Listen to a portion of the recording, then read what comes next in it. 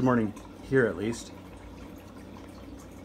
This is John from Blue Waters.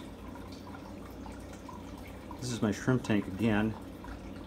Just wanted to show you guys the babies. Gotten a little better light. I mean, it's light in the room too. So turn on all the rest of the lights, and it appears that I've got some better vision here. So you can see the babies on the floor there. There's more babies just swimming all around. I don't understand it. It's cool. I don't know why the shrimp are all out right now, but they're all over the place. Another one. It's more of an adult.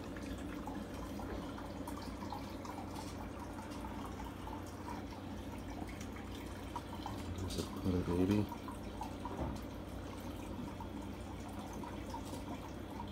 All right, got the plumber here. Talk to you later. John from Blues again. Got what you're looking at is the best shot I can get right now of a bunch of the baby shrimp. They're all hanging around right where the snails are hanging out, so I'm assuming there's some food down there. I don't know if I should be concerned that they're not red. So you got that size. It looks like I probably had a couple hatchings and didn't realize it. But there's a few of 6 or 7 there. But they're, I don't know, there's so much activity in this tank right now. I don't know why. Got some more up here on the Java moss.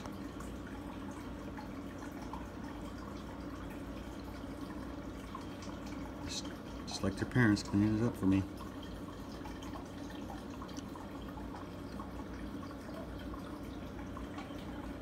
Whoa.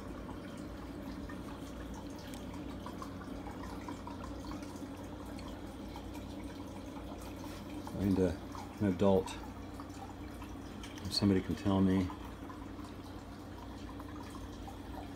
Oh.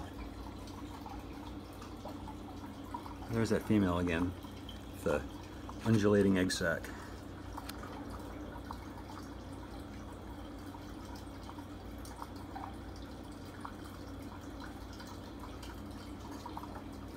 And behind the Copa Carolinia there, got some more babies.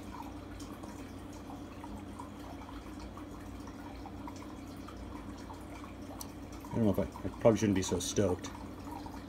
It's just one breeding, but I don't know. I was worried. I thought I was doing everything right, and then watched Jeff Rowe's channel, and he said they should only feed every other day, and they don't like water changes.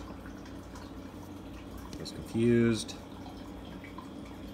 Put a lot of focus on the betta tank. My fryer starting to get big in that tank. Like I said, I had a water issue last night, and I came back and just saw all these shrimp. They're everywhere. Guess I know it's for dinner. Just kidding.